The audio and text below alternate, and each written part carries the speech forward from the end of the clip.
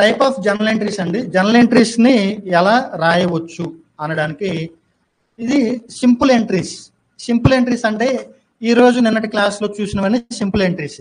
Simple entry అంటే debit వైపు credit వైపు ఒకటే ఎంట్రీ ఉంటుంది. ఓకే అండి, దాన్ని సింపుల్ ఎంట్రీ అంటాము.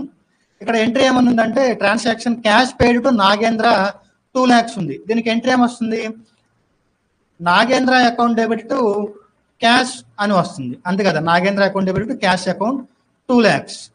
ఇక్కడ డెబిట్ వైపు ఒకటి క్రెడిట్ వైపు ఒకటి ఉంది. ఇలా గనక ఎంట్రీ కనుక రాస్తే ఇలాంటి వాటిని సింపుల్ ఎంట్రీస్ అని పిలుస్తారు. Next compound entries. ఓకే అండి, కాంపౌండ్ ఎంట్రీస్ అంటే డెబిట్ వైపు కానీ క్రెడిట్ వైపు కానీ మోర్ దెన్ 1 అకౌంట్ వస్తుంది. ఓకే అండి, మోర్ దెన్ 1 అకౌంట్ వస్తే అలాంటి వాటిని కాంపౌండ్ ఎంట్రీస్ అని పిలుస్తాము. ఇవి వేటి పడితే వాటికి అన్నిటికీ కాంపౌండ్ ఎంట్రీస్ రాయకూడదు. కాంపౌండ్ ఎంట్రీ రాయాలి అంటే ఆ ట్రాన్సాక్షన్ ఒక రోజు జరిగి ఉండాలి, అంటే ఒక రోజులోనే జరిగి ఉండాలి. సేమ్ డేలో, ఓకే అండి, ఒకే రోజు ఆ ట్రాన్సాక్షన్ జరిగి ఉండాలి. అందులో డెబిట్ వైపు కానీ క్రెడిట్ వైపు కానీ కామన్ గా ఒక అకౌంట్ ఉండాలి. అప్పుడు మాత్రమే కాంపౌండ్ ఎంట్రీ రాయాలి. ఇక్కడ నాగేంద్రకి ఇందాక 2 lakhs పే చేస్తాం, మొత్తం క్యాష్ లో పే చేస్తాం కాబట్టి Nagendra account debit to cash అని రాస్తాం, సింగిల్ ఎంట్రీతో అయిపోయింది. ఇట్లా కాకుండా మనం ఒకే రోజున నాగేంద్రకి 2 lakhs పే చేయవలసి వస్తే 1,50,000 50,000. ఓకే అండి, 1,50,000 ఏమో క్యాష్ ద్వారా, బ్యాంక్ ద్వారానేమో 50,000. అంటే ఇట్లా 2 రకాలుగా పే చేసాం. అయితే ఇవి 2 డిఫరెంట్ డేట్స్ లో జరిగాయి అనుకోండి. ఇప్పుడు ముందు డిఫరెంట్ డేట్స్ కాదు, ఒకే రోజు జరిగింది. ఒకే రోజు జరిగినప్పుడు జనరల్ గా సింగిల్ ఎంట్రీ రాయాలంటే ఎట్లా రాస్తారు, ఎంత 1,50,000 50 కదా. దీనికి ఎంట్రీ ఏమని రాస్తారు, Nagendra account debit to cash account 1,50,000 1,50,000 ఇట్లా ఒక ఎంట్రీ రాస్తారు. Next Nagendra account debit to bank account 50,000 50,000 ఇట్లా 2 ఎంట్రీలు రాస్తారు. నార్మల్ గా కాంపౌండ్ ఎంట్రీస్ రాయడం అంటే రాయొచ్చా లేదా అంటే అసలు కాంపౌండ్ ఎంట్రీస్ గురించి తెలియని వాళ్ళు 2 ఎంట్రీలు రాస్తారు. కానీ ఇక్కడ ఈ 2 ట్రాన్సాక్షన్స్ ఒకే రోజు జరిగి ఉండాలి. అంటే ఈ 1,50,000 కానీ 50,000 కానీ మార్నింగ్ నుంచి ఈవినింగ్ లోపు క్యాష్ మార్నింగ్ కట్టొచ్చు, బ్యాంక్ త్రూ ఈవినింగ్ పే చేయవచ్చు. ఎట్లా జరిగినా ట్రాన్సాక్షన్ మొత్తం ఒక రోజు జరిగి ఉండాలి. అయితే ఇందులో కామన్ గా ఒక అకౌంట్ ఉండాలి. ఇక్కడ కామన్ గా ఎవరున్నారు, నాగేంద్ర ఉన్నారు.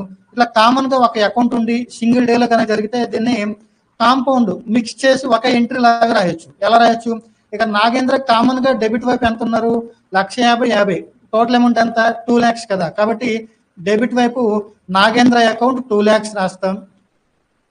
క్రెడిట్ వైపు క్యాష్ బ్యాంక్ ఉంది కాబట్టి 2 cash 2 bank ఇట్లా రాస్తాం. అమౌంట్ ఎంత, క్యాష్ 1,50,000, బ్యాంక్ త్రూ 50,000. ఓకే అండి, ఇట్లా మిక్స్ చేసి రాయొచ్చు. ఓకే అండి, ఇట్లా మిక్స్ చేసి రాయొచ్చు. మీరు కెరీర్ లో ముందుకు వెళ్ళే కొద్ది, సీనియర్ పొజిషన్కి వచ్చే కొద్ది ఇట్లా ఎంట్రీస్ మీద 2 ఎంట్రీస్ ఇట్లా రాసుకుంటూ వెళ్ళారనుకోండి, బాగా టైం టేకింగ్. కాబట్టి ఏ ఎంట్రీస్ కి కాంపౌండ్ ఎంట్రీస్ లాగా రాస్తే వర్క్ ఫాస్ట్ అవుతుంది అని మీకు మీరు డిసైడ్ అవ్వాలి. ఓకే, మీకు మీరు డిసైడ్ అయ్యి ఇట్లాగా కాంపౌండ్ ఎంట్రీస్ త్రూ కనుక రాశారనుకోండి, అకౌంటింగ్ అనేది 100% పర్ఫెక్ట్ గా జరుగుతుంది. ఓకే, ఇట్లా రాయడం వల్ల ఏమవుతుందంటే మీకు చాలా టైం సేవ్ అవుతుంది, దానివల్ల వర్క్ ఫాస్ట్ గా అవుతుంది. దీనివల్ల టైం సేవ్ అవుతుంది కదా, దాన్ని వేరే వాటి గురించి యూజ్ చేసుకోవచ్చు. ఓకే, ఇట్లా ఇక్కడ మెయిన్ రూల్ ఏంటంటే ఒక రోజు జరిగి ఉండాలి, కామన్ గా డెబిట్ వైపు కానీ క్రెడిట్ వైపు కానీ కామన్ గా ఒక అకౌంట్ ఉండాలి, అప్పుడు ఇట్లా కాంపౌండ్ ఎంట్రీ రాయాలి. నెక్స్ట్ అంతే, ఇంకా చాలా టైప్స్ ఉన్నాయి. క్లోజింగ్ ఎంట్రీస్ అని, ట్రాన్స్ఫర్ ఎంట్రీస్ అని, అడ్జస్ట్మెంట్ ఎంట్రీస్ అని రకరకాలు ఉన్నాయి. అవి క్లాసెస్ ఎండింగ్ లో చూద్దాం, ఇప్పుడు చెప్తే కన్ఫ్యూజ్ అవుతారు. ఓకే అండి, నెక్స్ట్ బిజినెస్ లో cash transactions, bank transactions, credit transactions అని 3 రకాలుగా జరుగుతాయి. ఇది బిజినెస్ రన్ చేయాలంటే ప్రతి బిజినెస్ కి ఇది తప్పదు. అండి ఇప్పుడు కొన్ని బ్యాంక్ ట్రాన్సాక్షన్ కి సంబంధించి క్యాష్ ట్రాన్సాక్షన్ కి సంబంధించి లిమిట్స్ పెట్టారు కాబట్టి ఎక్కువగా ఒక 90% వరకు 90% వరకు బ్యాంక్ ట్రాన్సాక్షన్స్ జరుగుతాయి, 10% క్యాష్ ట్రాన్సాక్షన్స్ జరుగుతున్నాయి బిజినెసెస్ లో. క్రెడిట్ ట్రాన్సాక్షన్స్ కామనే. ఓకే అండి, ఇవి ప్రతి బిజినెస్ లో జరుగుతూనే ఉంటాయి. ఇది ఒక 50-60% అప్పుగా కొనడం, అప్పుగా అమ్మడం చేస్తూ ఉంటాం. ఓకే అండి, క్యాష్ ట్రాన్సాక్షన్స్ అంటే ఏమిటి, బ్యాంక్ ట్రాన్సాక్షన్స్ అంటే ఏమిటి, క్రెడిట్ ట్రాన్సాక్షన్స్ అంటే ఏమిటి, ఓకే అండి ఇవి చూద్దాం. ఇవి మీకు ఆల్రెడీ తెలిసినవే. క్యాష్ ట్రాన్సాక్షన్ అంటేనేమో అంటే మనం డైరెక్ట్ గా అమౌంట్ క్యాష్ త్రూ పే చేస్తూ కొనడం కానీ అమ్మడం కానీ. Okay, direct cash through pay చేయడం. ఇక్కడ బాలాజీ అనే ఒక పర్సన్ నుంచి పర్చేజ్ చేస్తున్నాము, క్యాష్ ద్వారా పర్చేజ్ చేస్తున్నాం. ఓకే, అంటే కంప్లీట్ గా ఇక్కడ ఏం జరిగింది, పర్చేజ్ చేస్తున్నాము, డైరెక్ట్ క్యాష్ పే చేసాం. ఇక్కడ ఇమీడియట్ గా కంప్లీట్ అమౌంట్ పే చేసాం కాబట్టి ఇక్కడ ఎంట్రీ ఏమొస్తుంది, purchases account debit to cash account అని వస్తుంది. ఇది కంప్లీట్ మొత్తం క్యాష్ ట్రాన్సాక్షన్ అంటే మొత్తం కంప్లీట్ క్యాష్ త్రూ జరిగింది కాబట్టి దీన్ని క్యాష్ ట్రాన్సాక్షన్ అని పిలుస్తాం. ఓకే, ఇక్కడ పర్సన్ పేరు రాయాల్సిన అవసరం లేదు. బ్యాంక్ ట్రాన్సాక్షన్ అంటే ఏంటి, total complete amount bank through pay చేయడం, అంతే కదా, complete amount bank through pay చేయడం, లేదంటే complete amount bank through receive చేసుకోవడం. ఇక్కడ ఎంట్రీ ఏమొస్తుంది, purchases account debit to bank account వస్తుంది. ఓకే, చెక్ ద్వారా పే చేసాం కాబట్టి బ్యాంక్ అకౌంట్ వస్తుంది. నెక్స్ట్ ఇది అప్పు, క్రెడిట్ ట్రాన్సాక్షన్ అంటే ఏంటి, అప్పుగా కొనడం కానీ అప్పుగా అమ్మడం కానీ. ఇక్కడ మనం అప్పుగా కొంటున్నాం, అప్పుగా కొనేటప్పుడు ఏమవుతుంది, ఫర్ ఎగ్జాంపుల్ ఇప్పుడు 1 ఏప్రిల్ కొన్నాం అనుకోండి, ఆ రోజు ఏమని రాస్తాం, purchases account debit to Renuka account. ఇక్కడ రేణుకా అనే పర్సన్ దగ్గర నుంచి అప్పుగా కొంటున్నాం కాబట్టి purchases account debit Renuka account అని రాస్తాం. 1 lakh. ఇది ఎప్పుడు ఏ రోజైతే అప్పుగా కొంటామో ఆ రోజు రాస్తాం.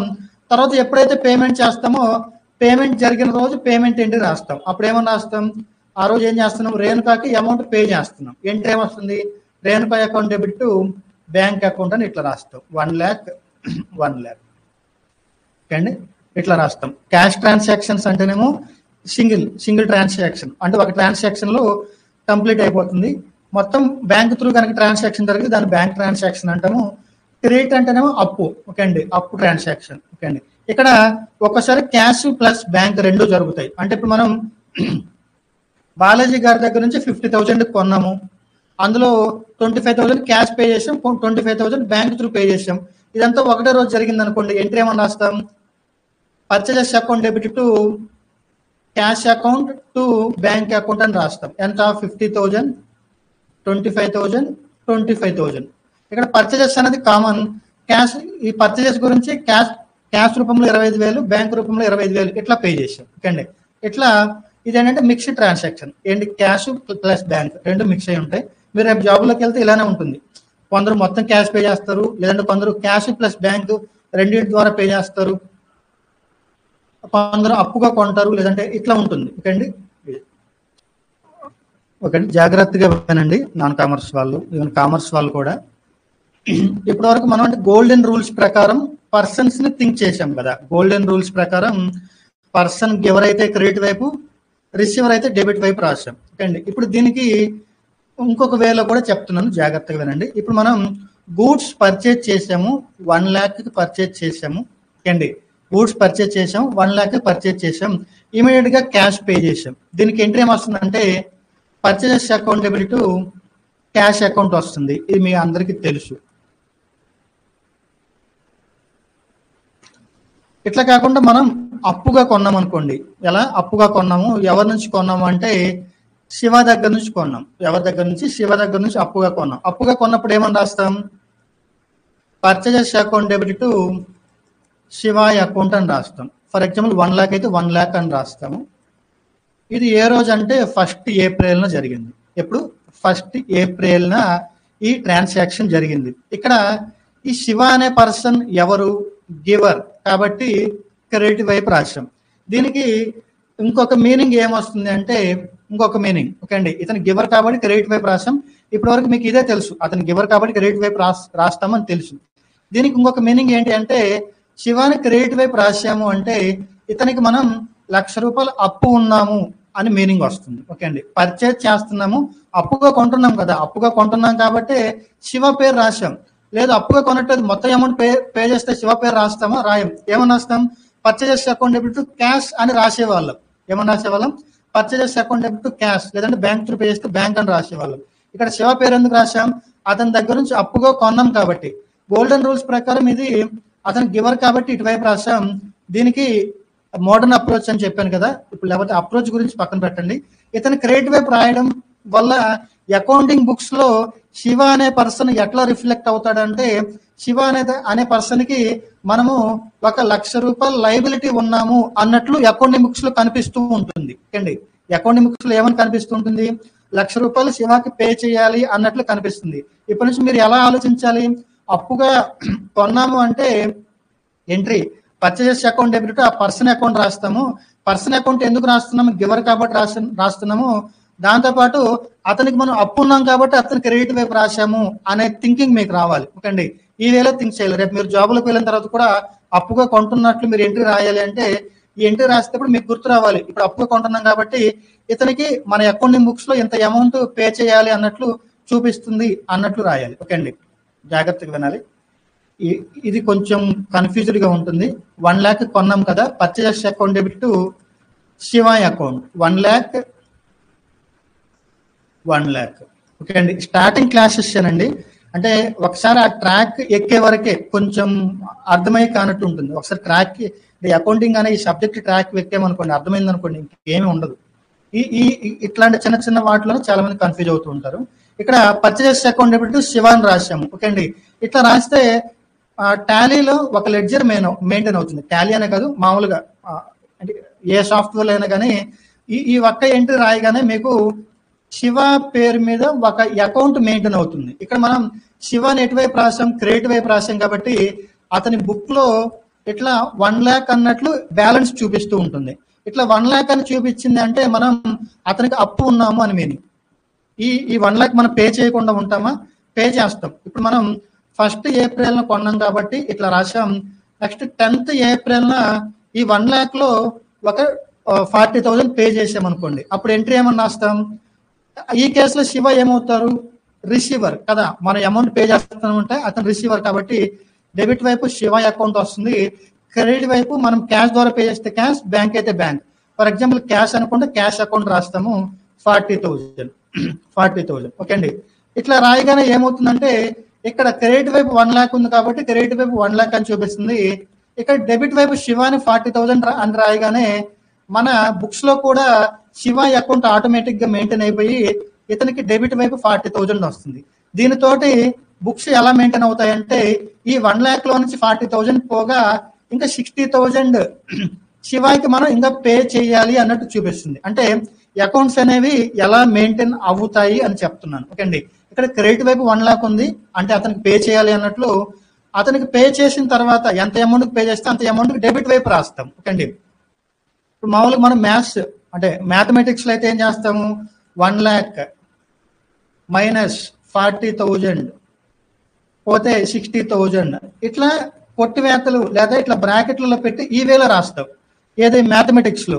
అకౌంట్స్ లో కొట్టివేతలు ఉండవు. మనం ఏమి చెప్పాలి అన్నా, మనకి రావాలి అన్నా, మనం పే చేయాలి అన్నా, ఏదన్నా అమౌంట్లు అడ్జస్ట్ చేయాలి అన్నా, ఏం చేయాలి అన్నా ఇక్కడ మనం దేని త్రూ కన్వే చేయాలి అంటే జనరల్ ఎంట్రీస్ త్రూనే కన్వే చేయాలి. దీనికి వేరే మార్గం లేదు. ఓకే అండి, మీరు 10 రూపాయలు ఎంట్రీ రాయాలి అన్నా, 10 లక్షలు ఎంట్రీ రాయాలి అన్నా, ఈ అడ్జస్ట్మెంట్లు ఏం చేయాలి అన్నా ఎంట్రీస్ త్రూనే చెప్పాలి. ఓకే అండి, ఇక్కడ ఏం జరిగింది? 1,00,000 రూపాయలు అప్పు కొన్నాము కాబట్టి 1,00,000 రూపాయలకి ఈ ఎంట్రీ రాస్తాం. ఈ ఎంట్రీ రాయగానే అతని అకౌంట్ ఇట్లా మెయింటైన్ అవుతుంది. నెక్స్ట్ ఈ 40,000 పే చేయగానే దానికి ఒక ఎంట్రీ రాయాలి పే చేసినట్లు. దానివల్ల 40,000 ఇక్కడికి వెళ్తుంది. 1,00,000 రూపాయల నుంచి 40,000 పోను 60,000 అన్నట్లు అతనికి బ్యాలెన్స్ చూపిస్తుంది. నెక్స్ట్ మళ్ళీ ఒక 22nd April మళ్ళీ ఇంకొక 20,000 పే చేసామనుకోండి, మళ్ళీ ఎంట్రీ ఏమొస్తుంది? Shiva account debit to cash account వస్తుంది 20,000. ఓకే అండి, శివ క్రెడిట్ వైపు 1,00,000, డెబిట్ వైపు 40,000, మళ్ళీ ఇక్కడ శివ డెబిట్ వైపు 20,000. దీనివల్ల ఏమవుతుంది? ఈ 40,000 ఈ ప్లేస్ లోనే నేను దీన్ని అరెస్ట్ చేస్తున్నానండి. శివ అకౌంట్ 1,00,000 రూపాయలు ఫస్ట్ 40,000 పే చేసాం కాబట్టి మనం అక్కడ ఎంట్రీ రాయగానే ఆటోమేటిక్గా 40,000 ఇటు వచ్చేస్తుంది. 60,000 అన్నట్లు బ్యాలెన్స్ చూపిస్తుంది. మళ్ళీ 20,000కి ఎంట్రీ రాయగానే 20,000 ఇటు వస్తుంది. ఇక్కడ 1,00,000 రూపాయల నుంచి 60,000 పోతే ఇంకా 40,000 బ్యాలెన్స్ అని చూపిస్తుంది. అంటే ఇంకా శివాకి మనం ఎంత పే చేయాలి? 40,000 పే చేయాలి అన్నట్లు. మళ్ళీ ఇంకొక 40,000 పే చేసాం అనుకోండి, మళ్ళీ ఎంట్రీ ఏమని రాస్తాం? శివ అకౌంట్ డెబిట్ టు ఈసారి బ్యాంక్ త్రూ పే చేస్తే బ్యాంక్ అని రాస్తాం. ఓకే అండి, 40,000 ఎలా పే చేసినా మనం పే చేస్తున్నామంటే ఆ పర్సన్ డెబిట్ వైపు వెళ్తారు. అతని డెబిట్ వైపు రాశాము అంటే ఆ అమౌంట్ అతని అకౌంట్ లో డెబిట్ వైపు వెళ్తుంది 40,000 అన్నట్లు. దీంతో ఏమవుతుంది? క్రెడిట్ వైపు 1,00,000 రూపాయలు, డెబిట్ వైపు టోటల్ 1,00,000 రూపాయలు. దీనివల్ల శివ క్లోజింగ్ బ్యాలెన్స్ 0. అంటే ఇంకా అతనికి మనం ఏం పే చేయవలసిన అవసరం లేదు అన్నట్లు చూపిస్తుంది. అకౌంట్స్ అనేది ఇలా మెయింటైన్ అవుతాయి. ఓకే అండి, ఇక్కడ మనం ఏ కేసులో చూసాం? మనం అప్పుగా కొంటే ఎలా అని చూసాం. సేమ్ సేల్స్ కేసులో కూడా ఇలానే ఉంటుంది. అంటే మనం ఒక 1 lakh అమ్ముతాము, ఇమీడియట్ గా అమౌంట్ రావచ్చు రాకపోవచ్చు. అమ్మితేనేమో అమ్మినట్టు రాస్తాము. ఓకే అండి. ఫర్ ఎగ్జాంపుల్ ఎవరికి జాగ్రత్తగా వినండి. లక్ష్మణ్కి 1 lakh అమ్మాము. ఎంట్రీ ఏమని రాస్తాం? Lakshman account debit to sales అని రాస్తాము అని చెప్పుకున్నాం. అండి డెబిట్ వైపు పర్సన్ ఉన్నారు అంటే అతను రిసీవర్ కాబట్టి అతను డెబిట్ వైపు రాసాము. దానితో పాటు దీనికి ఇంకొక మీనింగ్ ఏమొస్తుందంటే, మనం అప్పుగా అమ్మాము అంటే వాళ్ళ నుంచి మనకి అమౌంట్ రావాలి కదా. అమౌంట్ రావాలి అంటే వాళ్ళని ఏమని పిలుస్తాము అని చెప్పుకున్నాం? డెటార్స్ అని పిలుస్తాము అని చెప్పుకున్నాం. ఏమని? డెటార్స్. డెటార్స్ అనే వాళ్ళు మన బిజినెస్కి ఏమవుతారంటే ఎసెట్స్ అవుతారు. ఇక్కడ మొన్న ఈ పాయింట్ చెప్పలేదు, ఇప్పుడు చెప్తున్నాను, జాగ్రత్తగా వినండి. సార్, పర్సన్స్ మన బిజినెస్ ఎసెట్స్ ఎలా అవుతారు అంటే, ఇక్కడ ఎవరు ఏ పర్సన్ ఇంకొకరికి ఎవరికి ఎసెట్స్ అవ్వరండి. కానీ ఇక్కడ మనకి అకౌంట్స్ లో ఉన్నవి 4 దారులు. ఒకటి P&L account, 2 balance sheet. Okay అండి. P&L అకౌంట్ లో ఇక్కడ ఎక్స్పెన్సెస్ రాస్తాము, ఇక్కడ ఇన్కమ్స్ రాస్తాము. బ్యాలెన్స్ షీట్ లో ఇటువైపు లయబిలిటీస్ రాస్తాము, ఇటువైపు ఎసెట్స్ రాస్తాము. మీరు ఏం రాసినా ఈ 4 ఏదో ఒక ప్లేస్ కి ఆ అకౌంట్ ని పంపించాలి. ఓకే అండి. ఈ లక్ష్మణ్ అనే పర్సన్ బిజినెస్ కి ఎక్స్పెన్సెస్ కాడు, ఇన్కమ్ కాడు. ఓకే అండి. ఇంకా ఏమవుతారు అంటే, ఇక్కడ ఉన్న వాటిలో బెస్ట్ చాయిస్ ఏంటంటే అసెట్స్, అంటే ఈ ఒక్క ప్లేస్ లోకి తీసుకువెళ్ళగలరు. ఓకే అండి. కాబట్టి అతని నుంచి మనకి 1 lakh అమౌంట్ రావాలి కదా. ఈ అమౌంట్ వచ్చే వరకు అసెట్స్ వైపు రాస్తాము. అతని నుంచి అమౌంట్ క్లియర్ అవ్వగానే అతన్ని అందులోంచి తీసేస్తాం. ఓకే అండి. అంతే, ఏముండదు. ఓకే అండి. అతని నుంచి మనకి అమౌంట్ వచ్చే వరకు అతను గుర్తుపెట్టుకోవాలి కదా. ఎలా గుర్తుపెట్టుకోవాలి? ఉన్నది ఈ మొత్తం ఈ 4 డోర్లు మాత్రమే ఉన్నాయి. Expenses, incomes, liabilities, assets. ఈ 4 ఏదో ఒక ప్లేస్ కి పంపించాలి. ఓకే అండి. కాబట్టి ప్రస్తుతానికి వాళ్ళని అసెట్స్ వైపు రాసుకుంటాము. వాళ్ళ నుంచి అమౌంట్ క్లియర్ అయిపోయింది అనుకోండి, వాళ్ళని జీరో చేసేస్తాం. ఇట్లా ఉంటుంది. ఓకే అండి. డెటార్స్ అనే వాళ్ళు మన బిజినెస్ కి ఏమవుతారు? డెటార్స్ అనే వాళ్ళు మన బిజినెస్ కి ఏమవుతారు? అసెట్స్ అవుతారు. డెటార్స్ అనే వాళ్ళు మన బిజినెస్ కి అసెట్స్ అవుతారు అని గుర్తుపెట్టుకోండి.